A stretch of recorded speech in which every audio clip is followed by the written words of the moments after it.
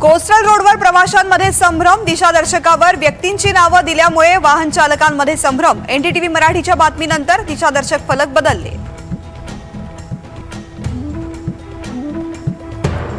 2022 मध्ये बांबू लावणं गरजेचा होता म्हणून लावला। मुख्यमंत्री एकनाथ शिंदेंचा ठाकरेंना टोला। लोकसभा निवडणुकीमध्ये चांगलाच बांबू लागला, अंबादास दानवेंचा पलटवार।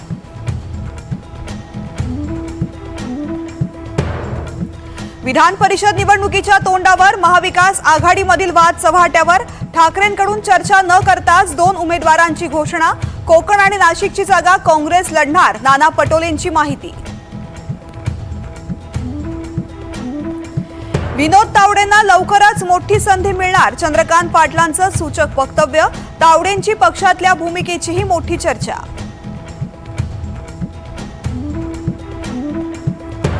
अब्दुल सत्तार म्हणतात, मंत्रिपद सोडण्याचा प्रश्नच नाही। भाजपला अल्पसंख्याक मतं मिळाली नसल्याची दिली कबुली।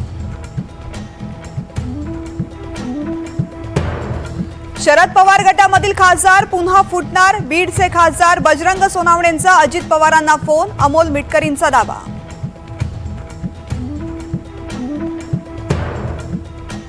भाजपची पुढील पक्षाध्यक्षाची धुरा कुणाकडे? अध्यक्षपदासाठी विनोद तावडेंसह 4 नावं आघाडीवर।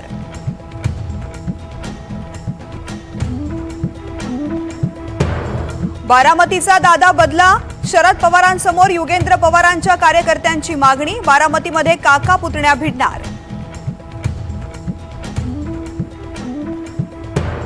माझ्याशी गोड बोलून काटा काढण्याचा सरकारचा डाव, मनोज जरांगेंचा आरोप। भेटीगाठी सर्वपक्षीय आमदारांचे प्रयत्न। पावसामुळे बळीराजा सुखावला, नद्या बंधारे तुडुंब भरले। वाशिम, अमरावती, नाशिकमध्ये मुसळधार पाऊस। मुंबई, ठाणे आणि पुण्यासह अनेक भागात पावसाची शक्यता।